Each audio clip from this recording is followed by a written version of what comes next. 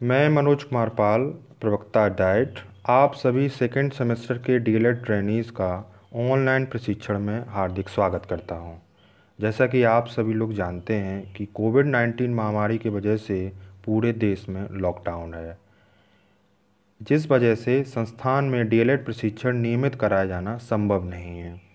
इसके लिए director SCERT महोदय एवं प्राचार्य महोदय के आदेश के क्रम में सभी डीएलएड ट्रेनीज़ का ऑनलाइन प्रशिक्षण दिया जाना है।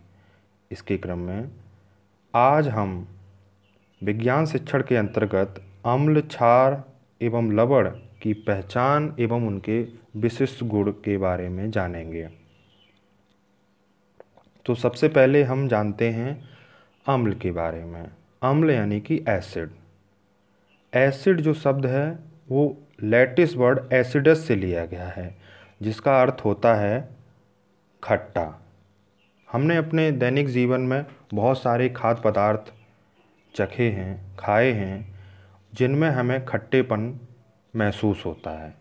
उन पदार्थों में वो खट्टापन एसिड की या अम्ल की मौजूदगी की वजह से होता है। जैसे नींबू है, संतरा है, इमली है, कच्चा आम है, अंगूर आदि।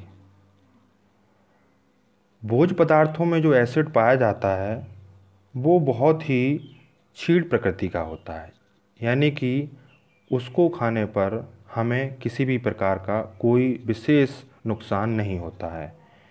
ये अम्ल प्राकृतिक होते हैं और कार्बनिक होते हैं, यानी कि इनमें कार्बन की उपस्थिति अनिवार्य होती है। अब इस टेबल में हम देखेंगे कि किन किन खाद्य पदार्थों में कौन कौन से एसिड मौजूद रहते हैं।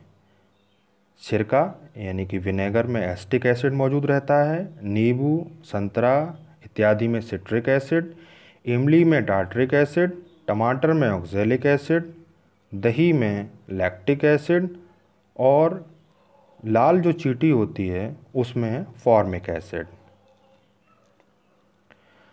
इसके विपरीत ऐसे अम्ल होते हैं जो अगर त्वचा पर पड़ जाएं तो वो त्वचा को बुरी तरीके से जला देते हैं। वो अम्ल प्रबल अम्ल होते हैं और उन्हें हम खनिज अम्ल भी कहते हैं। उदाहरण के लिए सल्फ्यूरिक एसिड, फॉर्मूला है H2SO4, hydrochloric acid HCl, nitric acid HNO3। ये अम्ल इतने प्रबल होते हैं कि इनको हमें सीधे ना तो छूना चाहिए और ना ही चखना चाहिए। अब हम बात करेंगे डाइल्यूट अम्ल और सांद्र अम्ल के बारे में। तो सबसे पहले बात करते हैं तनु अम्ल के बारे में, यानी कि डाइल्यूट एसिड। ऐसे अम्ल जिनमें पानी की मात्रा अधिक होती है और खुद अम्ल कम मात्रा में होता है, वो तनु अम्ल कहलाते हैं। सांद्र अम्ल वो होते हैं जिनमें पानी की मात्रा कम होती है व खुद अम्ल अधिक मात्रा में होता है।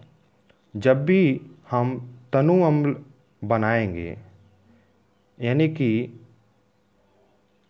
पानी मिलाएंगे अम्ल में, तो ये ध्यान रखना होता है कि कभी भी एसिड में वाटर नहीं डालना चाहिए, क्योंकि एसिड और वाटर की रिएक्शन ऊष्माक्षेपी होती है, बहुत सी ऊर्जा बाहर निकलती है।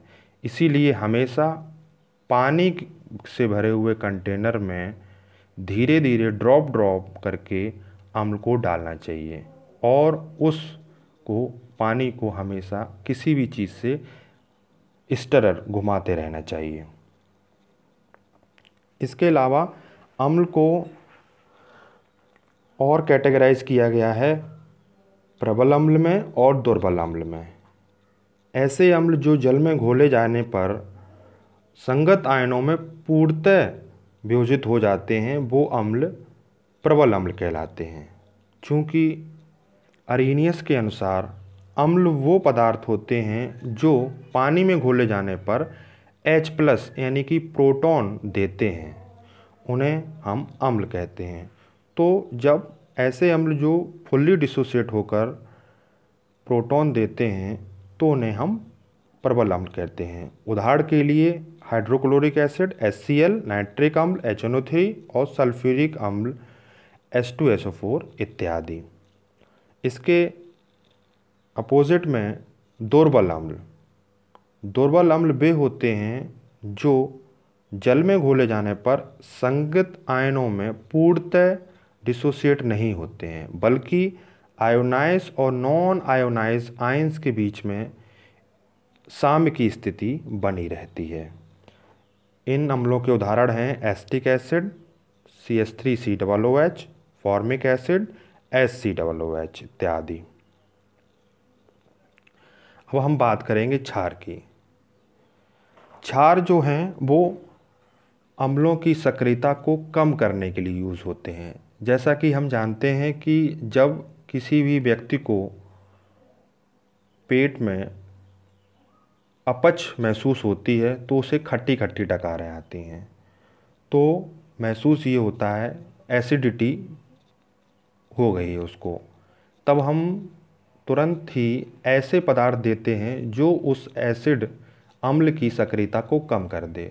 तो हम निश्चित रूप से इनो देते हैं और इनो में MgOH का होल ट्वाइस होता है जो कि एक बेस है। तो इस तरीके से हम जान रहे हैं कि अम्ल की सक्रियता को कम करने के लिए हम क्षार का उपयोग करते हैं। क्षारकों का जो स्वाद है वो कड़वा होता है और वो नेचर में सल्फरीन होते हैं, जैसे कि साबुन में जो महसूस होता है। क्षार अम्ल के प्रभाव को कम करते हैं और उसको मिलने पर उसको उदासीन करते हैं। उदाहरण के लिए sodium hydroxide NaOH, calcium hydroxide CaOH का whole twice, potassium hydroxide KOH, magnesium hydroxide MgOH का होल ट्वाइस और मैग्नीशियम हाइड्रोक्साइड NH4OH इत्यादि। अरेनियस के कॉन्सेप्ट के अनुसार क्षार वो पदार्थ होते हैं जो जल में घोले जाने पर OH यानी कि हाइड्रोक्सिल आयन देते हैं।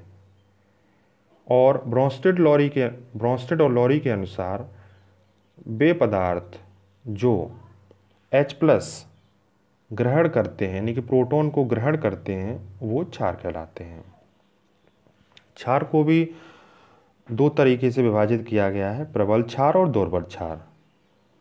वैसे क्षार जो जल में घोले जाने पर संगत आयनों में पूर्णतः वियोजित हो जाते हैं, फुल्ली डिसोसिएट हो जाते हैं, उन्हें हम प्रबल क्षार कहते हैं। जैसे sodium hydroxide NaOH, potassium hydroxide KOH।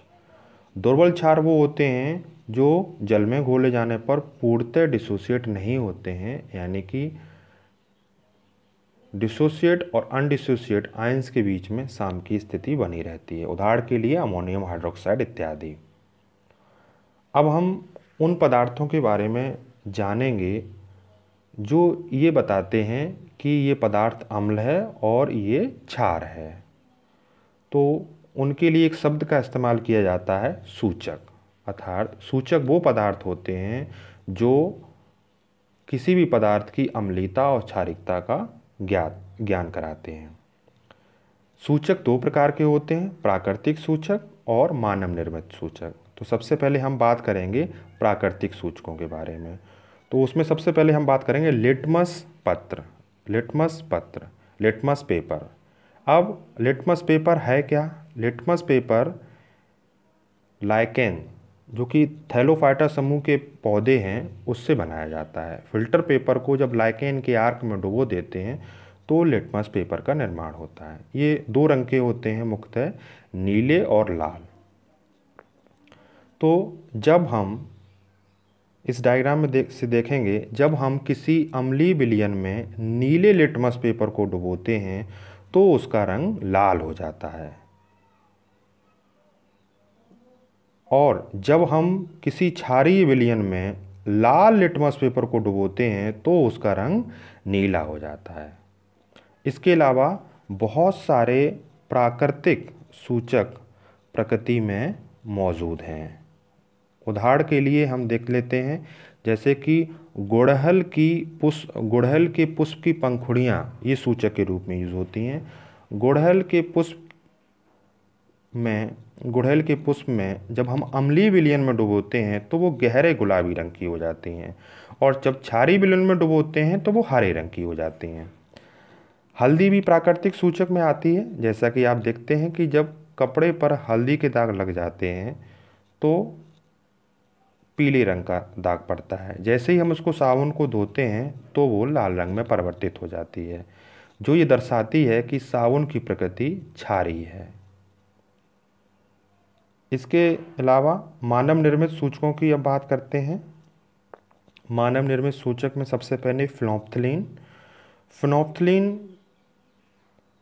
को जब हम अम्लीय विलयन में डालते हैं तो वो कोई भी रंग नहीं देता है, यानी कि रंगहीन रहता है। जबकि फिनोल्फ्थलीन को किसी क्षारीय विलयन में डालते हैं तो उसका रंग गुलाबी हो जाता है। Methyl orange. मिथाइल ऑरेंज को जब हम अम्लीय विलयन में डालते हैं तब वो लाल रंग देता है, और जब उसको क्षारीय विलयन में डालते हैं तब वह पीला रंग देता है।